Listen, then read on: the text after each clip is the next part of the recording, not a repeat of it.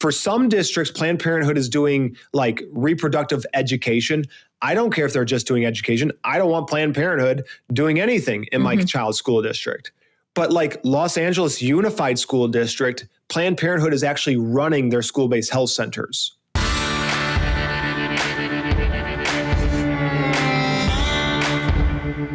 Welcome to the Boom Clap podcast, where culture and conviction collide. I'm your host, Rita Rogers. Today we have with us Rhyen Staley of Defending Education. Many of you in this audience homeschool your kids, but many of you also don't. And regardless of how we educate our children, we all care about that education. We all here care about parental rights. So today we're going to talk about school-based health centers. That is a primary focus of our conversation today, though we delve into multiple topics around public schools and the public school systems and how our kids are potentially being indoctrinated in those systems and how our tax dollars are being used. In general, in the United States, 3.7 million students are homeschooled. 4.7 million students attend a private school, and around 50 million students attend public schools. So we as taxpayers, regardless of whether our kids are in these systems, we as taxpayers are funding and supporting these school systems. And as you'll hear Rhyen talk about in this episode, we additionally are funding through Medicaid and grants these school-based healthcare systems. So it's an important conversation. It's one that I wanted to have for a while, but just couldn't quite find the right fit to talk about it. But Rhyen does a great job. On the website Defending Education, I had found an investigation that they, I think, completed in 2024. And I'm just going to read to you a little bit about school-based health centers in case you are unfamiliar. So school-based health centers, otherwise known as SBHCs, are touted by proponents as a component of the education trend du jour, wraparound services, which theorizes that if students' physical and mental health needs are met, then academic achievement will improve. Often housed inside of a school, SBHCs feature staff who range from certified nurses to medical doctors and psychologists. While such programming may seem innocent at first glance, the lack of guardrails on these programs, combined with the existence of parental exclusion policies and low medical age of consent in many states, means that in practice, students can access life-altering treatments without the knowledge of family members.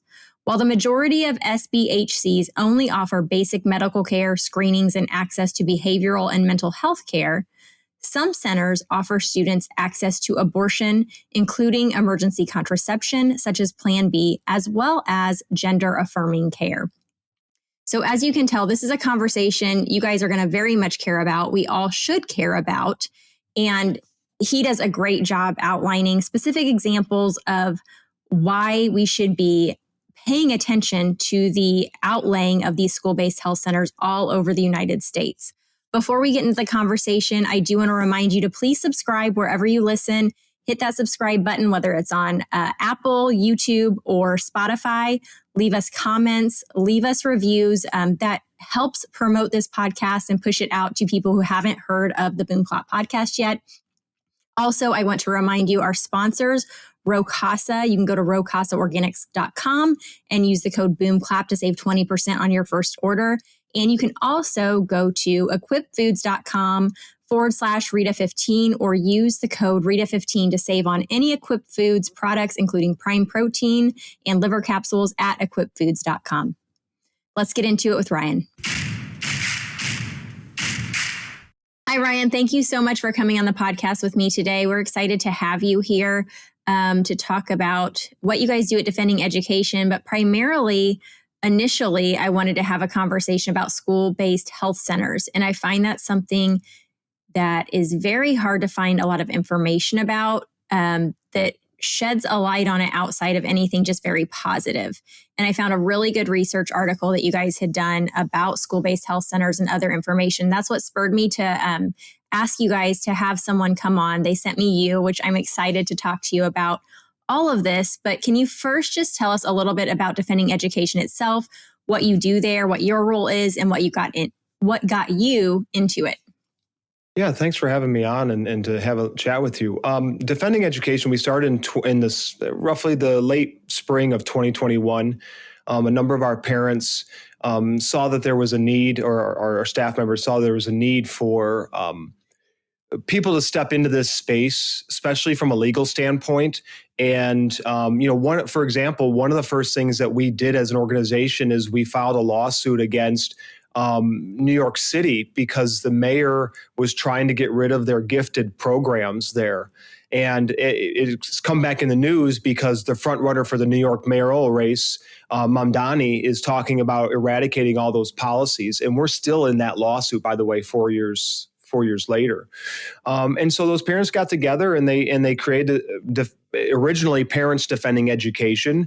Last April, we graduated up to Defending Education because we have parents in our organization who have children in the college level. And so we expanded out to the university and college arena. And, we kind of have grown. Like I said, we started off with a small lawsuit and exposing a few things here and there. We helped expose when the National School Board Association back in 21 in the fall, when it came out that they were colluding with the Department of Justice and the Biden White House to label parents as domestic terrorists. And so we were one of the groups behind that, not the only group, but we were one of the main groups behind exposing that information and getting it out there for the public to see. And then I joined in 2022, right there in January. So maybe about 6 to 8 months after they started and got going. And, what we do with Defending Education is we have multiple buckets that we work out of. We have a legal side of things. We're suing the state of Colorado. We sued the Biden administration over Title IX rules. We will sue local school districts. We file OCR complaints, Office of Civil Rights complaints. And then we have some wonderful staff members who work with parents, very much like you and your audience.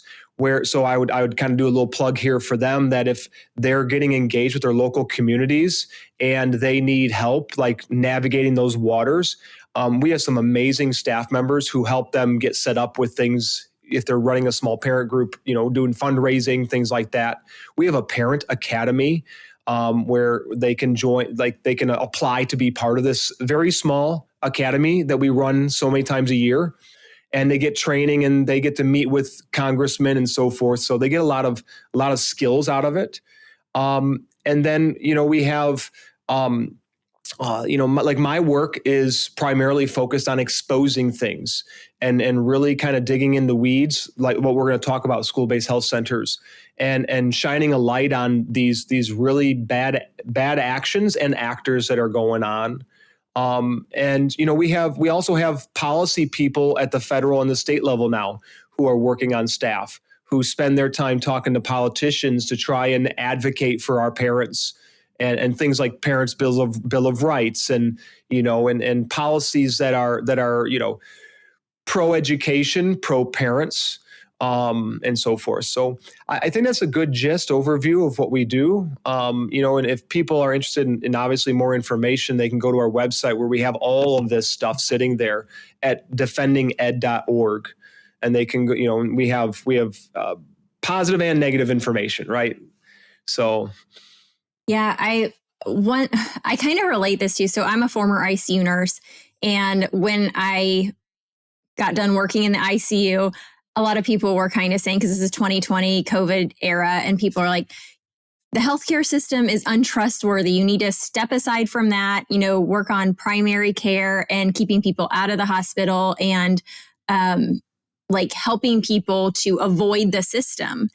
And there's a lot of us here that homeschool, and I see a lot of things within the school front pointing out the bad things happening in the public school systems. And people are looking to that as a reason to just completely exit the system. And I think that there's some merit to that. I obviously homeschool my kids, but not everybody has the means to be completely separate from the healthcare system. Just like not everybody has the means to homeschool their children or the ability to, and so I see a lot of value in what you guys are doing and pushing back and trying to keep schools from going this woke route, for lack of better terms. And also, even if all of us do exit this system and homeschool your children or do private schools, which aren't always immune to these issues as well, our tax dollars are still going to these schools, right?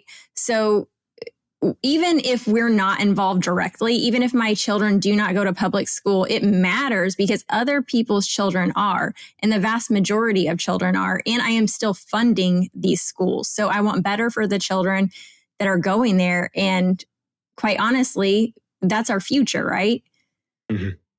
Yep. And, my wife and I talk about this because she's in a charter school in the town nearby. And I actually spent 15 years in the schools. I have a master's in elementary ed. So we come from inside. We've worked in urban school districts and so forth. So you're absolutely correct. There's a lot of families that maybe they want to homeschool, maybe they want to be in a private school, but they can't, right?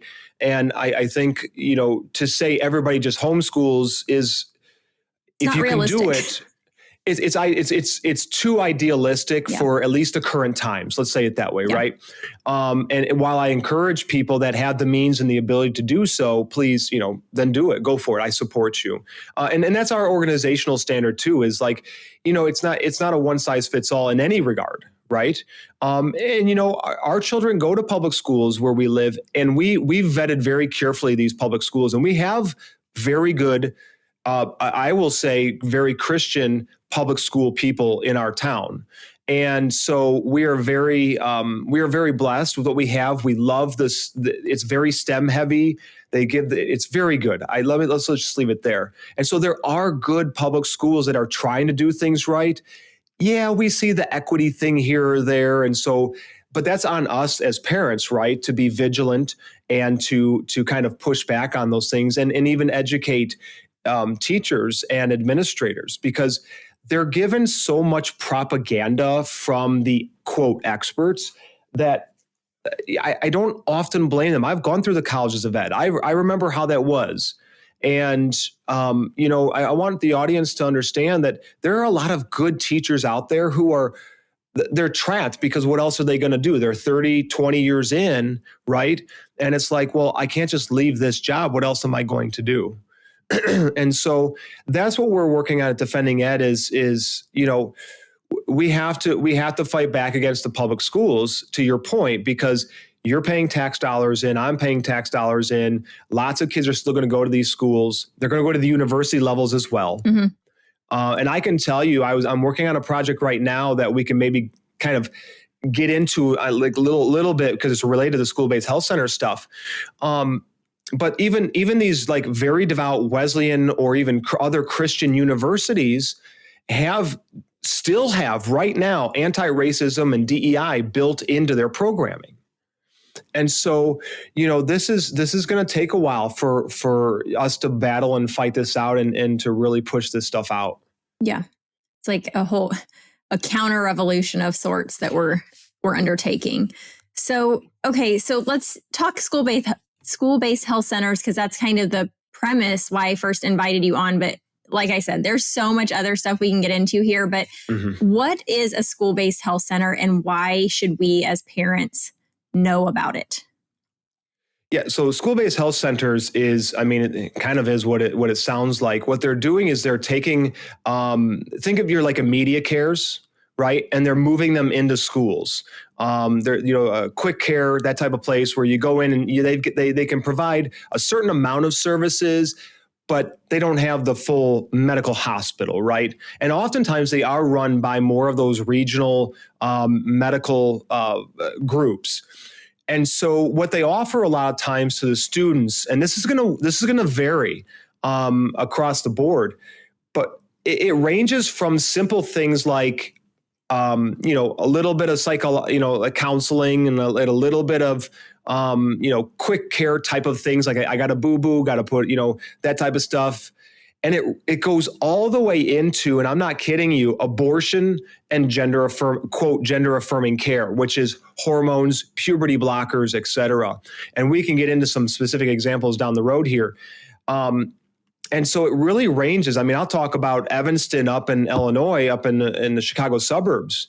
And what we uncovered in our report is that they were bragging in the student paper about how they were taking kids off to get abortions through the school-based health center. And the other thing that it depends on your state, by the way. So parents, I would encourage you to investigate what your state laws are. But there's a lot of states where students, after a certain age, I think Washington, it might be 12, Oregon, it might be 15. But once those kids hit a certain age, they no longer need to report to the parents what services the kids are getting. And that includes, by the way, billing Medicaid. So kind of let's come back to that too in a little while about the money part of this, because I have some, it's a little irritating or bothersome there as well. And so the gist is that they're putting like physician's assistants or nurses or whomever it might fill that position, and they're putting them either inside of schools or in some places in a building on campus where these kids can go and administer. And the theory is, Rita, the idea behind it is, or the claim has been, well, this improves those low-income students who they don't have medical care access, or this is going to improve their attendance rates, and if you keep them in school, et cetera, right? And I think that the average person has a good heart, and so they sit there and they go, okay, well, that makes sense. Except for we've uncovered 2 research reports from 22 and 23 that highlight that they found no benefit from these things being in these schools, especially in terms of attendance and academic performance. And so, and this is different, by the way. School-based health centers, let's kind of differentiate here.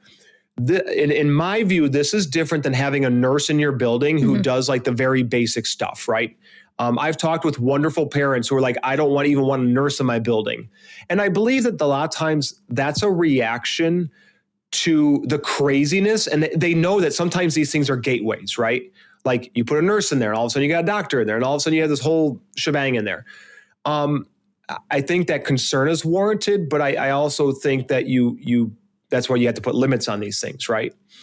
So it goes from a nurse, and like I said, it goes all the way up into the big picture of what we're talking about with the really, really ugly stuff that's happening in these schools. I think does that help you? Yeah. Like, does that kind of paint a good picture? Absolutely. Of what we're talking about? That's exactly what I wanted you to outlay for everybody. But yeah, so much different than a school nurse. I did the school nurse. I was a school nurse, I guess a helper that came in. My mother-in-law used to be the school nurse at our local school. And so I would come in and fill in when she couldn't be there. And so I'm used to working in an ICU. I would come and fill in as a school nurse. And my primary job was like giving out crackers if kids had a stomach ache, AKA wanted to get out of class, or take temperatures, or let kids eat with me who had a peanut allergy during a day when they were serving peanut butter sandwiches. Like that was my job. School-based health centers are so much different. And I think it was the winter, like January of 2022, there was an article in our local paper that we live in a very rural area. So this is not a large school system by any means, but the largest school system in our area was putting in a school-based health center. And in our rural community, people were very skeptical during COVID. They didn't want the government interfering too much. We were pretty good in downstate Illinois outside of the hospital system that I worked in, but just like our local community, we were like, we got this, People didn't want government meddling. They didn't want the schools to be shut down. People were complaining about those things. But then flash forward to 2022, we see this article in the newspaper, the school-based health system is going in and everybody is cheering. And I simply commented on our local newspaper's Facebook page. Like, do you guys remember you were complaining about government being involved in your healthcare just like a year ago, and now you're wanting the schools to take over for your kids? And I got a private message from the paper, what business do you have in our community? Meanwhile, other people not even from our area are commenting in favor of, and they're not getting anything back. And so I ended up writing a letter to the editor, and they wouldn't even print it. And so I just find it so interesting that, like you said, most people are good-hearted and they think this is a good thing because kids are going to all of a sudden have access to care that they might not otherwise have. But what does that care entail? What kind of things are going to be offered to these kids. Right. And I think, the paradigm I operate on, and remember, I'm deep in the weeds on a lot of this really awful stuff, is it's always smoke and mirrors. It's always a dog and pony show with these leftists. And I'm not indicting, let's say, the nurse that's going into the schools, right? Let's be very careful and discerning with that type of stuff. But it's really a lot of product versus package, right? The packaging is beautiful. It's got a great package. It's got a great pitch, but then when you open up the product, it's just garbage and it's rotten. And, we know how much the medical field has been inundated with DEI and anti-racism, especially post George Floyd. And that stuff is another avenue for it to get into our schools. And the other thing is that we've seen, go back to your COVID analogy, look how much power all of a sudden that the medical field had over everybody's daily life, right? And now you're going to put that inside the schools to give more power and weight. Something else. So let's kind of I want to tangent on this topic to one of my big concerns is actually with the school-based health centers is there's another avenue that maybe you can help kind of give me some info on with your background is it's another avenue for unions to get another armhold on schools and the community, because I don't think people understand or know that the American Federation of Teachers actually also unionizes nurses. And so whenever I see the union, by the way, they love these ideas, and you sit there and you go, okay, so how does this benefit the union, especially with schools? And it's part of the community schools model, which is a whole different another conversation, but I'll keep it very simple is, one of my concerns with school-based health centers is not just, I mean, it's very important, the stuff they do with the children and things they give them access to, but also it's a power grab. And these unions are trying to gobble up more members. And then if they have control of the school-based health center at the school, and they have control of the teachers union there inside the building, right? And then, by the way, they spend tons of money, millions of dollars on school board races so they can put their people on the school boards. Well, guess who's actually running the schools, right? And it's not real. I mean, I can bring up examples some other time about showing people that is actually what is happening, is that they're taking over school districts and they're controlling everything. And what they want to do with this community school model, where the school-based health centers are a piece of this, is then outwardly control the city, outwardly control the community. And so, always remember, what the government giveth, the government can taketh away.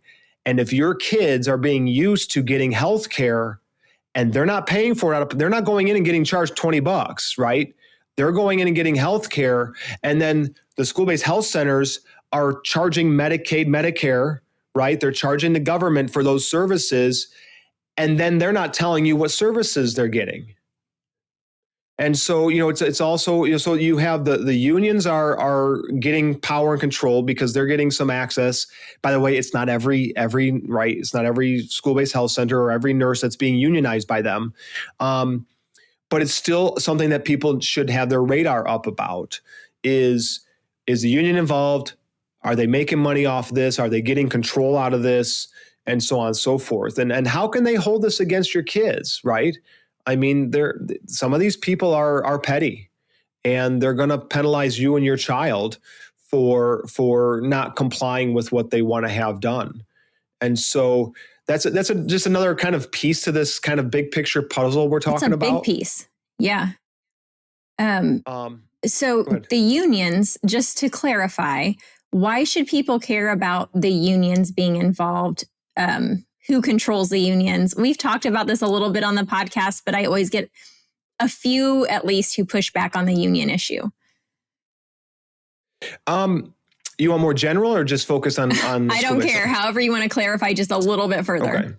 Well, first of all, we have a report that we put together this summer that highlights that both the NEA and the AFT spent over $220 million in the last 10 years funneling union dues into far left wing activist groups. And so they've been, and by the way, that does not count the money that they spend that they're pumping into state and local elections. That's something else we're working on. If I had to make a major guess, I'd say in the last 10 years, the teachers' unions have funneled maybe shy of $1 billion into all kinds of left-wing Democrat. It's almost always Democrat, far left radical groups and political groups. And so you have them funneling money in there. They can strike. So if you don't give them what they want, they just don't have to teach, right? I mean, we've had past Democratic presidents who have said that should never happen. And so they wield more power than people think in that regard. They can shut schools down, especially, one of the big things that people, they kind of not always familiar with is, so they'll spend, $10,000 in a school board race goes a long way for a candidate to get elected to the school board, right? One of our local elections recently around here, it was 100 votes between the winner and the loser. And there were thousands and thousands of people that didn't vote in that election because it was like an off-year type of weird election. And so $10,000 goes a long way. And when they're pumping in $10,000, $20,000 to get their favorite candidate put on the school board, that means that when they go to the bargaining table for their agreements or whatever, they're bargaining against at least their allies. Sometimes what they're doing is they're getting either former teachers or people that were in the union to run on these school boards so that they can just basically negotiate with themselves and their allies. Mm-hmm. And they're driving, the unions are participating in driving a lot of this, the gender ideology, the race-based ideology. We have another report that we did, again, during the middle of the summer, highlighting that the unions are putting into contracts things that, if from my, kind of layman view, looks like it violates civil rights law, programming for race-specific groups inside of contracts. And they're by the way, they're putting into contracts DEI stuff so that the district has to adhere to those type of things. And so the unions they've got all kinds of different means for driving this stuff still. And like I said, and with the school-based health centers, that's a concern of mine going forward, is that, that kind of that avenue of what kind of oversight are the unions going to start to play with this access to healthcare? Yeah, that's really interesting. I wouldn't have pulled that out, the union piece, but that's a really good point. And just to your point of them pouring money into elections, our last state representative election, this area is conservative. They knew there was going to be a conservative elected, or a Republican at least elected.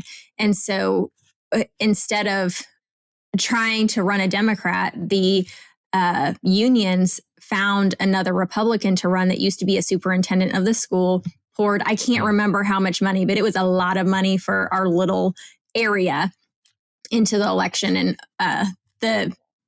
the representative we had already ended up winning, but it was very interesting how they tried to put up a candidate that would bend more to the union's needs and wants, even if it was a Republican. It was very interesting. So so that's probably the only time they spend money on Republicans is actually like a Rhino or a friendly that they can run as a Republican. Yeah, it was super interesting though, just to watch how that all played out and how willing they were to just try to get the true conservative out and off the ticket. So how prevalent are these school-based health centers now? Like what's the percentage of schools, do you know, that has these? When I was just looking at a report, and I can't remember how many states we had on there, but let's say at least half the country right now in terms of states. There are some states that I'll tell you, New Mexico, for example. They actually have a state law that mandates school-based health centers are in the schools, and then they have a secondary law that says that all of these health facilities, which they term as school-based, which they include in the definition school-based health centers. They have to give, quote, gender affirming care at these facilities. So they've actually put into law that this transgender stuff has to be in those facilities. And then we give an example. We have an example about Albuquerque public schools where they have this mobile unit that comes in, and we highlight that it looks like they're offering the kids puberty blockers. And by the way, once they're 14 or older, which is an 8th grader, depending on the time of the year, they don't have to communicate with parents.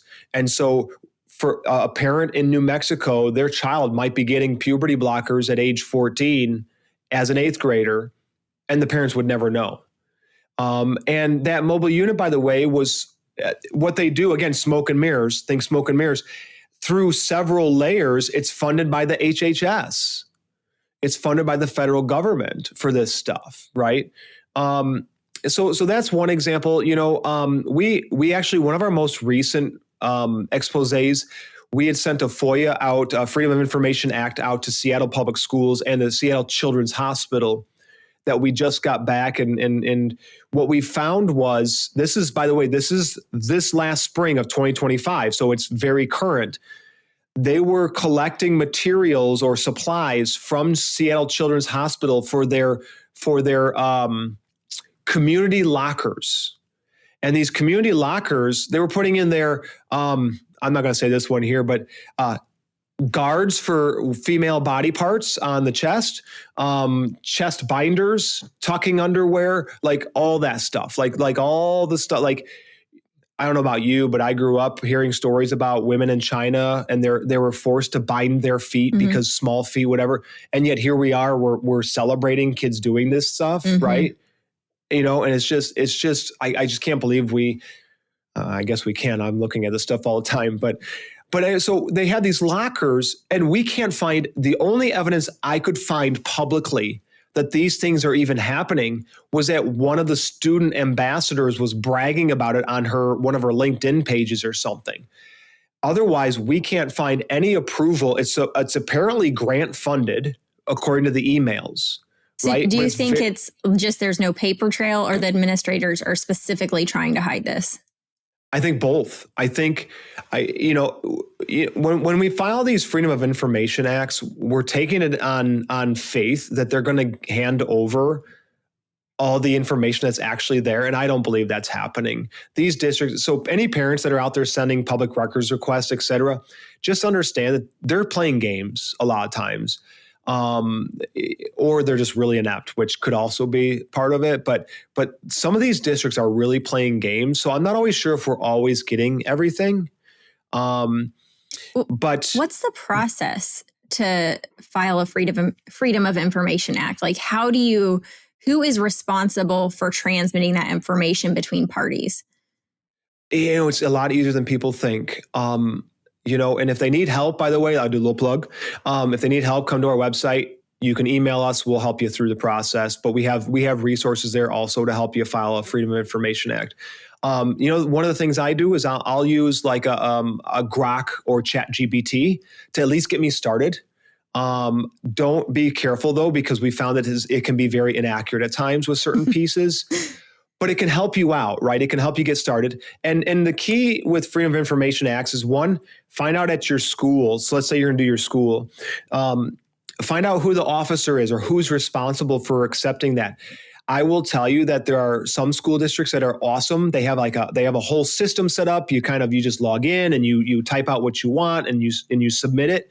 Other places you can't figure out anything. And so what I tell people then is send it to the communications or send it to the superintendent. And then they'll get it to where it needs to go, right? And then writing it, keep it simple, stupid. When you write a Freedom of Information Act, I was just working with one of my new coworkers the other day, and I said, start small. You can always submit more requests. Start small, start simple, because you're more likely to get it back and get it back in a timely fashion. If you ask for this wide swath of stuff, like give me all the email communications on school-based health centers, they're gonna be rightfully so able to tell you, well, that's too burdensome. We have like 10,000 emails on that. We're not going to give that to you. And so I always like to start small and simple, and then you will find stuff, and then you FOIA for that, or you FOIA for this, right? So I guess kind of pulling back and kind of swinging back around, so with Seattle, that was not the first time we've picked up on stuff in Seattle. There's a school where their school-based health centers were offering hormones, and they're offering other, quote, gender-affirming care and abortion care. There are a number of school-based health centers that they offer the emergency contraception to kids without parental notification a lot of times. So there's a lot of that as well. And like I said, it varies because there's a lot of places where it's like, it's very simple offerings, right? And if we had a moral culture, right, and we were all on the same page, and we said, we're going to have these school-based health centers, but this narrow window of things is what they're going to offer. They're not going to shoot vaccines into your kids, especially without parental permission. They can give out Tylenol or this or that with your permission. But it's really what's really happened is this morphing away from notification of parents. Something else for you and the parents and your audience to understand too is when they see with these school-based health centers reproductive health, they're going to play smoke and mirrors again. They're going to play the game of, well, we're just giving out condoms or maybe the birth control. Okay. Well, inner city kids. Well, but the thing is that Planned Parenthood also defines reproductive health care as abortion care and gender affirming care. Okay. Yeah. That's a wide definition of reproductive health care too. I did see on the website also that there is a list under that investigation tab of places and organizations that back the school-based health centers, and that Planned Parenthood is one of the organizations backing the initiation of school-based health centers throughout the U.S. Not just backing, they're running some. Okay. So in Los Angeles County in California, again, this is government funded now. And remember, layers, right? Layers, because they're very good at layers. Los Angeles County got grants from HHS, took those grants, and they repurposed them, or they used them to create these well-being clinics. And then they contracted with Planned Parenthood for some districts, Planned Parenthood is doing like reproductive education. I don't care if they're just doing education. I don't want Planned Parenthood doing anything in my child's school district, right? So some districts they claim that Planned Parenthood is only doing education. But like Los Angeles Unified School District, Planned Parenthood is actually running their school-based health centers. Wow. Straight up. Wow. So it's not only that they're supporting this, it's that they're also benefiting and they're running it. If you're on the hunt for the best non-toxic products to use in your home and on your family, look no further than Rhyen Staley Organics. They have products for your household, for body care, sleep, teas, hormone products, wellness products, allergies, skincare, you name it. It's a one-stop shop that is non-toxic and you can trust. You can use the code BOOMCLAP to save 20% on your first order. Rhyen Staley is on a mission to provide clean, non-toxic, high-quality, and completely natural, effective products. They're constantly pursuing the best ingredients found in nature, along with working alongside organic chemists and third-party testers to ensure maximum potency, efficacy, and quality with every ingredient in every product. If you haven't tried Rhyen Staley yet, go to rhyenStaleyOrganics.com and use the code BOOMCLAP to save 20% on your first order. Even if, quote, just education, like you said, I do not want Planned Parenthood or anyone else really educating my kids or being the first ones to talk to my kids about any of those issues. Katie Faust is someone we've had on several times. I'm not sure if you're familiar with her, but she's amazing. And she always says, whoever is the first one to initiate a conversation with your child, that's who your child is going to think is the expert. That's who they're going to go to for more information. And so whether it's the internet, whether it's the school or Planned Parenthood or whoever, you want to be the first one to have those conversations. So even, if they're not giving your child anything other than knowledge, the knowledge they're imparting is imparting something else on them and allowing them to become the expert and the one your child will turn to for anything else they need. Yeah, well, let's take an example. We're going to tangent slightly, but it's related, right?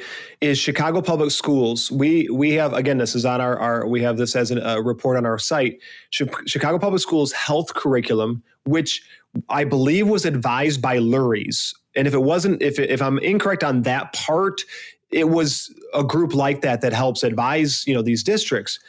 And when you look at their health curriculum for pre-K through sixth grade, I have to, I point to that one a lot because that's where you can see this generative moving of the children in the queer theory market, right? And so I encourage people to go and look at it because that's the model I'm sure they want to put around the country.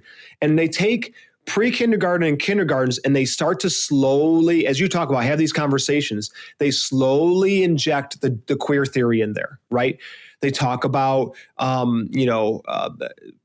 what's normal, right? And then they start to inject pronouns in there, right? The whole conversation about pronouns. And then by the time they get to fifth grade, by the way, they're now talking about kids who take puberty blockers.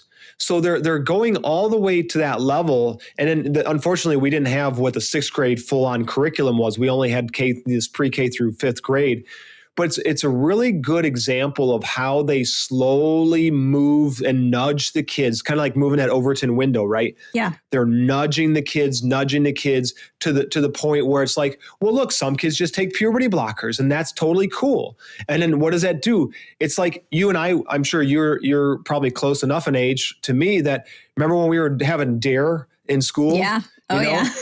And with some, I remember I had a classmate or two where I'm pretty sure it nudged them towards using drugs because they're like, oh, that sounds kind of fun, because that's just unfortunately the way that some people are. Mm-hmm. And so, that's what's happening here, but even worse because it's a whole curriculum and it's integrated in. And so that's where my brain goes when you talk about like Planned Parenthood in schools doing educational things, is what we never know with all of this stuff, regardless of the school-based health center conversation, is what conversations are teachers having that are off the books, right? Oh, yeah. It doesn't matter if parents FOIA for a curriculum and materials, that matters, but what matters even more is what conversations are these teachers having with the students in the classrooms? Can I give you one example just to illustrate that? When I worked at a Catholic high school up there in the Chicago suburbs, and I worked with some awesome people, and I loved working there, but I worked across the hall from a teacher who would teach. She was a lovely woman, but I disagree with her in a lot of things. And one of the things she would do is take content she was teaching her juniors, and she would inject feminist theory in there. So, for example, they would talk about, the Crucible. If your audience and you have ever read The Crucible, and it's kind of like a Salem witch trials type of theme. And I can remember listening to conversations about how oppressed are the women here? How oppressed? Now, this is like 2016. So this is like getting into the Me Too movement. And then I left to go do something else at a university. So I never know I don't know what happened after 2020 and George Floyd, but that's how these things operate, is they'll take almost benign content, and then in conversation, they'll inject in like, okay, so in this situation, how are the black people oppressed, or how are the white people oppressed, or how are, fill in the blank, right? And so that's the idea here is these, okay, so let's kind of zoom back in, right? What conversations are the teachers having in the classrooms with the students? Because we can see right now there is a very, very there's a heavy zealotry to this leftism that's going on, and there's a lot of teachers that they're not going to hesitate to have these conversations, impart their political views on the students in the classroom. Let me put it that way. I guarantee you that. But not just that. Let's go to the school-based health centers. A child goes in and they talk to the school, a counselor or a psychologist or even the nurse inside the privacy of those rooms, what's the nurse telling them? What's the nurse practitioner or the Planned Parenthood person that's in that place? What are they telling them? Or they say, hey, show up to our outside clinic on Saturday and we'll get this taken care of. Yeah. I had read on the website that, there was a school that they're saying, well, they're not doing anything reproductive health wise. They're not giving birth control, not doing any of that, but they have a familiar face in another facility outside. So they're kind of like desensitizing them or grooming them in a way to be able to go to these other facilities and see the same person and get the care that they can't get within the school. Yeah, well, that actually comes straight from, that was a webinar that I was able to pull from HHS. And they were talking, so that what they were doing was, it was a webinar under the Biden administration. And there's a couple other webinars that I came across later on after that report that shows that they're doing that. If they can't get these things into schools, what they're doing is they're promoting that these kids, hey, come to our outside clinic, and so forth. Show up to this youth clinic where these things are available and we'll take care of it. And, I'm always very careful to use the word grooming, right? Because I think at times it's been overused, but I think you're right there where it's a very much a nudge and an indoctrination of grooming the kids into coming into these things. Hey, we're your friends and we're going to take care of this for you. And we'll help you through this. And this is the right thing to do. And it's really nefarious. Are you familiar with the situation going down in Fairfax, Virginia right now with the abortion situation? Possibly, but just saying Fairfax, Virginia doesn't tip off anything. So okay, so what's happening? That's okay, because remember, my world is I'm into everything, so I get it. Maybe you're in better shape than me because you don't have to. But in Fairfax, what happened? What happened a couple of years ago is. I think it was a social worker or administrators had secretly taken students off campus to go get abortions. And so now there's a big hoopla going on in Fairfax County. But just yesterday or 2 days ago, the teacher who blew the whistle on this, they're penalizing. They're basically penalizing the teacher for blowing the whistle and being a whistleblower on this situation, and so forth. And the parents are outraged because they were obviously minors, and the parents should be outraged. Maybe, like my wife and I were talking about this. Even if you were somebody who supported abortion, I think if I had to take a guess, I would say the majority of Americans, if they support abortion, they're probably more in the safe, legal, and rare, right? Put our personal feelings aside for a second. And so the thing is how are people not outraged that this is happening? That these schools are doing these things and their administrators are just secretly taking these kids off on, without parental notification to have this. Because what happens if, it's a very serious concern, right? You're the medical professional in this conversation. There are all kinds of complications and very dangerous things that could happen, even under good care, right? Yeah. And so that's what's happening. And I want to tangent because I believe that was a social worker, but regardless, what I want parents to also be aware of is I'm currently working on a project on social workers and the university training social workers. And what I can say is that well over 50% of the programs that I've already looked at, university programs, these teachers are still right now, or these social workers right now are being trained up in anti-racism still to this day. And so what conversation are these kids going to be having with their school social worker? We have, by the way, we have another report on school counselors. Same thing. These school counselors have to take a course in their programs that talks about white racial identity and, microaggressions and all that crazy stuff. And so, kind of, again, dragging back and staying kind of back on our target here. These are the people that they have access to in these school-based health centers. Now, social workers and school counselors are also just generally in the schools, so it's something to be aware of. I can tell you the last school I worked at, urban school, middle school, the school counselor had something with white privilege on his wall. And the hard part is like, Rita, you like these guys. Like I really liked him. He was a good dude. But I absolutely vehemently disagree with him on those things. Yeah. Right.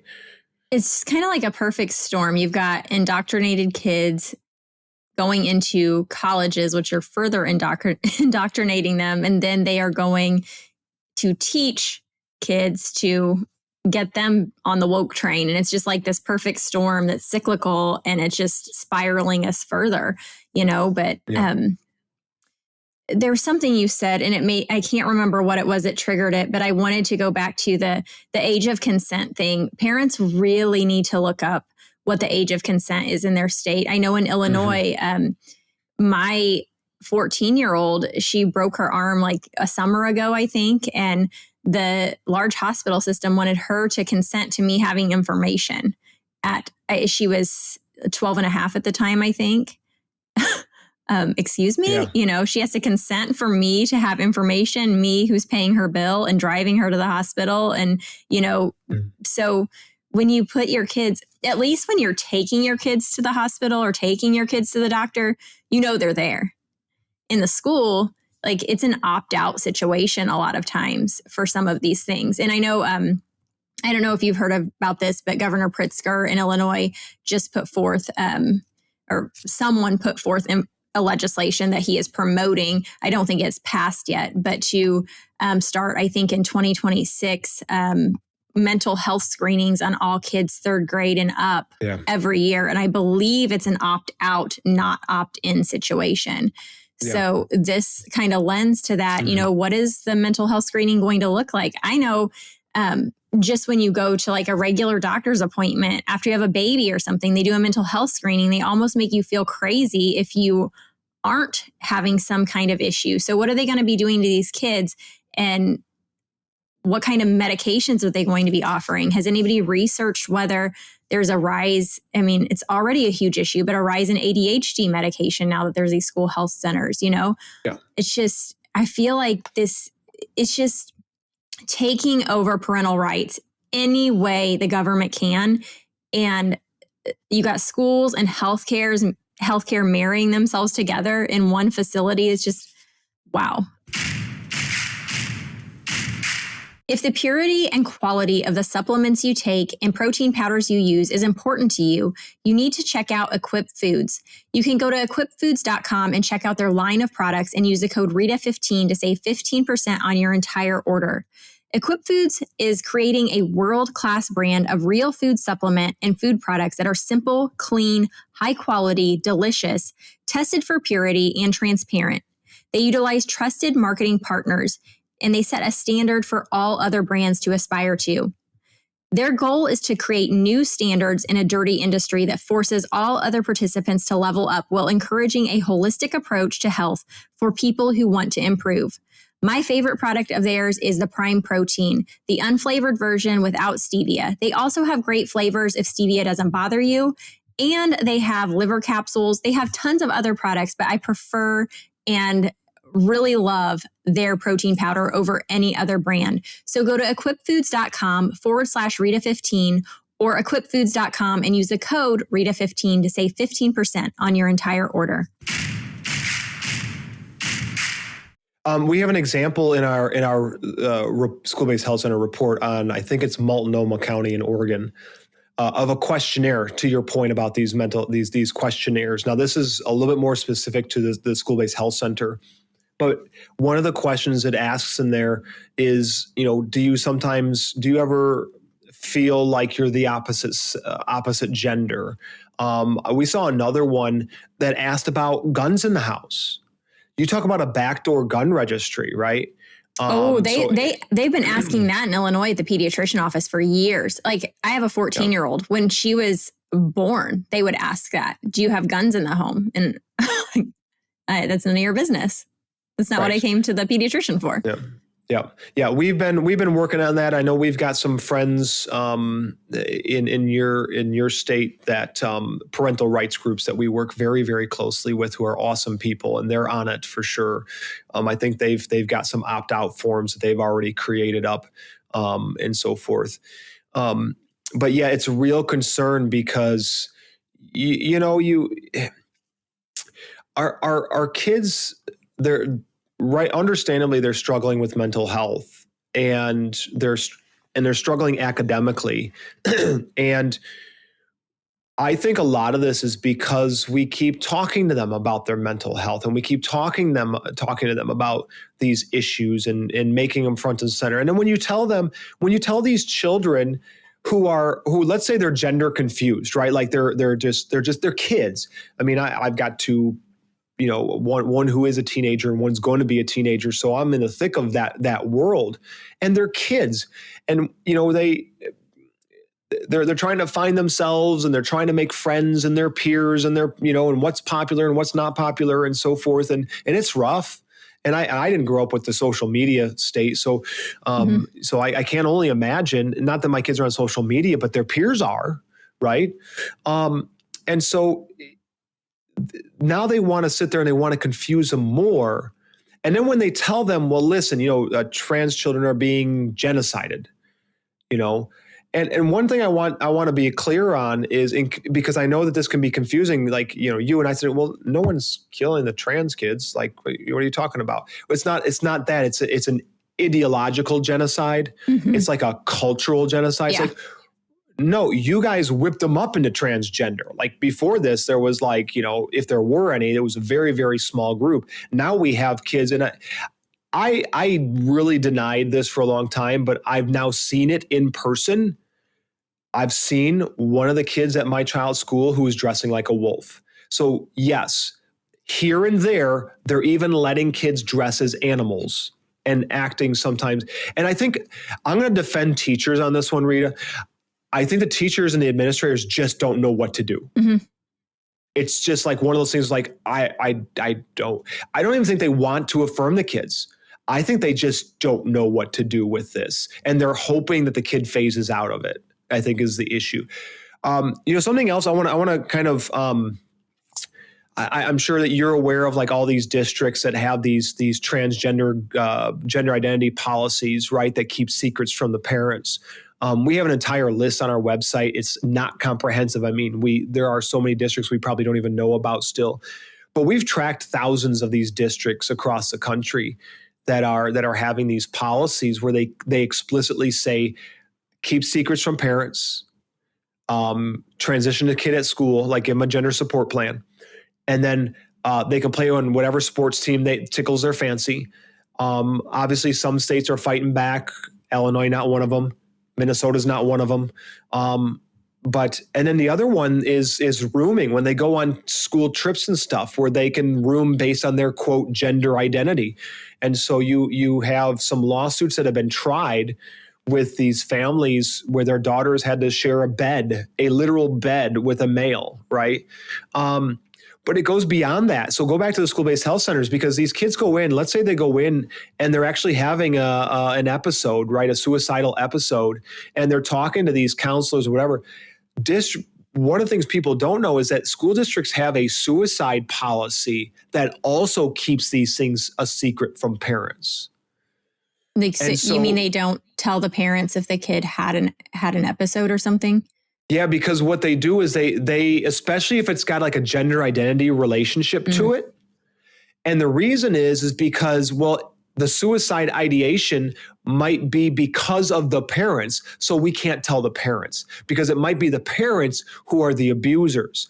In fact, that's a default mentality with a lot of these school districts, is that, well, we have to have this policy in place because actually it's probably the parents who are abusive to the kids, because if the parents weren't abusive, this wouldn't be a secret to the parents. The parents would already know. That's this really sick game that these radicals play on parents. And then they use FERPA, the Family Education, I always forget that one, but for FERPA, they use that against the parents. And that's something that we're trying to help clean up in Congress is, so one of the things we do with Defending Ed is we're trying to get congressmen to clean up FERPA and to kind of not allow these school districts to use FERPA against the families. And they're doing that. They're saying, well, we can't tell you if your kid is trans because of FERPA. Well, that's not how it works, man. That's not how it works. And so, by the way, just a little, I guess, fun anecdote with the suicidal policy stuff. One of the guys who helped create that policy, specifically the parental notification part, was a guy named Sam Brinton. He worked for the Biden administration and then got arrested because he was stealing people's luggage. Oh, yeah. Everybody will, if you probably has the image in their head of what he looked like. He was all over the internet. He was the one behind creating that national policy that's still used in school districts. So that's the type of people who are putting these policies forth. And so that's kind of, I guess we kind of expand out a little bit, but it's this whole ecosystem that comes around these school-based health centers. And it's not just there's this thing and it's bad. It's got this whole nexus of stuff going on with it. Yeah. Well, you just said about, there's these certain people that are putting forth the policies, and it's like the same probably in the schools. There's certain teachers that are promoting these things, and I want to say good teachers is probably not the right word, but the teachers that actually understand and will uphold parental rights need to be speaking up about this stuff, because I know that it's not the vast majority of teachers. I know that. But if you're being silent about it, and as parents, if you see something going on, you're being silent, you're promoting it essentially, because it's progressing without an alternative or, an alternative voice going against that. But the last thing I think I want to ask you is, because I think this will help the listeners have a better conversation. So we're saying like these people are trying to progress this woke agenda and indoctrinate the kids and put these school-based health centers in, maybe under the guise of something good, but there's other ulterior motives potentially underneath, maybe not in every school-based health center, but in a lot of them. And so what would you say to someone who comes up and says, well, you're trying to indoctrinate the kids in an opposite direction? You're also indoctrinating them. What would you say to somebody who says that, or somebody in this audience who wants to have a conversation about this to somebody who doesn't understand? Yeah, I know the adversarial attacks, and it seems like it's not even like a lot of times those people have their minds made up already, right? They're that you're just a fascist. So what, you just don't care about kids. I mean, it's a very emotional response. And I think the first thing that needs to happen is see if you can find some common ground. Right. So if I was having that conversation with somebody, I might start by asking a number of questions. Okay, well, why do you think this should be in the school? What's the benefit there? And maybe we find that we're both on the same plane, right? Like, well, there are some kids in this district who, they don't have access to health care. Okay, but why does this facility need to be in the school? Can't we find a way to help them and their parents get the information to get to the immediate care or to a doctor that will take them in? This doesn't need to be on our facility. Okay, well, what if a kid gets injured? Well, okay, I support school. Do you support school nurses? Because I support school nurses. I'm okay with that. You know what I mean? Like, find some common ground. Like, I think the guardrails piece. Well, what are the guardrails? Maybe you ask them that. What are your guardrails on this? If you think this is indoctrinating kids, define that. What do you mean by that? What guardrails would you put on this to make sure that I'm not indoctrinating kids in the other direction? Like, what would that look like to you? Because I bet you're going to find out that you're going to I want to come back to the thing I said about abortion earlier. It's like, even somebody who's pro-abortion, I have to believe the average American, the normal person who might be pro-abortion, is still going to be like, well, yeah, but I don't want walking down the street and you just get access to it. Like, I mean, there's got to be some steps involved, or especially with kids, right? Like, you don't just want just kids. And so I think most people will find a level of common ground. Okay, can we not agree? Can we agree that abortion care inside of schools is not a good thing, right? And so I guess that I think the biggest thing for me, and this is something I'm working on too, but trying to find even the smallest thing to find agreement on. And then I think the other thing to do is start to find, well, can we put guardrails on this thing, and what do they look like? There's probably going to be communities where you're not going to get these school-based health centers out, right? Like in New Mexico, it is a state law. Those things, until that state law changes, those things got to be in there. So I think that if parents can go and okay, we're putting guardrails on this baby. You know what I mean? Mm-hmm. We're gonna put parameters here. We only want these things.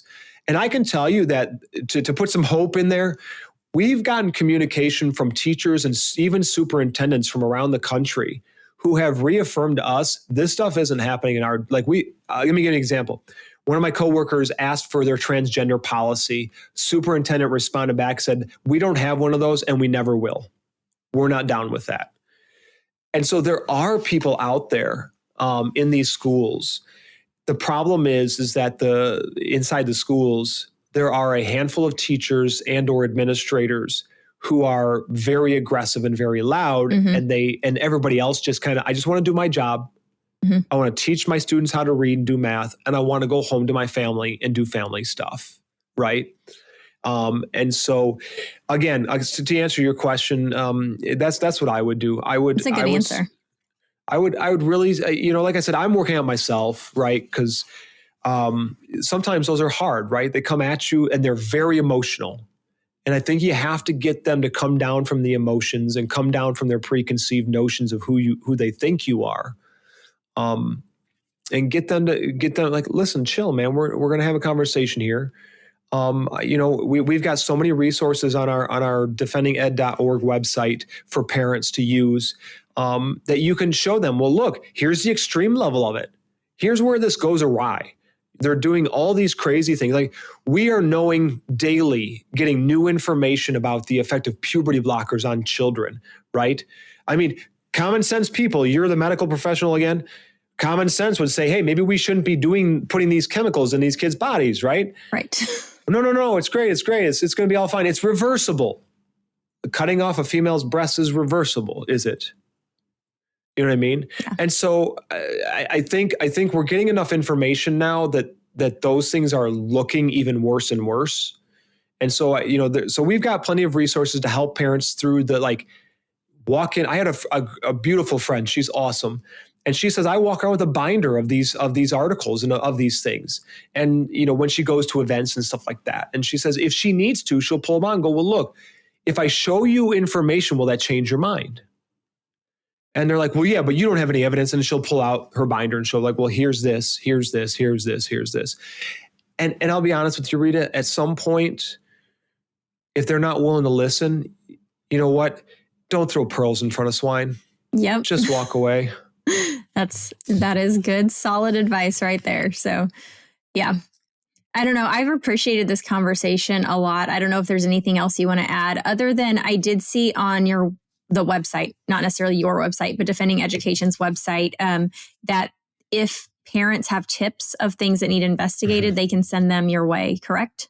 Correct. Yeah. It's in the emails info at defendinged.org if they just want to have that right there. But yeah, there's a way to submit tips as well. And we're back to fully staffed. We had lost some staff members to mostly the administration and so forth. So we had to, but now we're full staff again. So we're ready to rock and roll full speed again. And so, and there's a lot to keep us busy these days. So yeah, I'd say. Well, thank you so much for coming on and talking with me, Rhyen. I appreciate it. I appreciate your time. And honestly, I have like 10 other things I could talk to you about outside of school-based health centers, but maybe we'll just have to have you back to do that. So, well, that'd be great. Yeah. And you just let me know and we'll chat it up. All right. Thank you so much. Thanks, Rita. Thank you guys so much for listening to that conversation. I hope that you came away more informed about school-based health centers and just all things schools. He talked about unions a little bit, which I found very interesting. We have talked about unions a little bit here, but I always feel like it's one of those shrouded topics where people think the unions are protecting them and their job, but really there's a little more to the conversation. So anyways, we might have to have him back. We talked after the episode a little bit, and there's just so many places we could go with what they do at Defending Education. Again, if you do have something in your area that you're finding is a little shady in your school district, send that their way. I think they're happy to investigate anything they get sent their way. So Thank you guys for listening. Please leave a review if you haven't. You can find me outside the podcast at RitaRogersCo.com, Rita Rogers Co on Instagram, or Boom Clap Podcast on Instagram. Thanks for listening.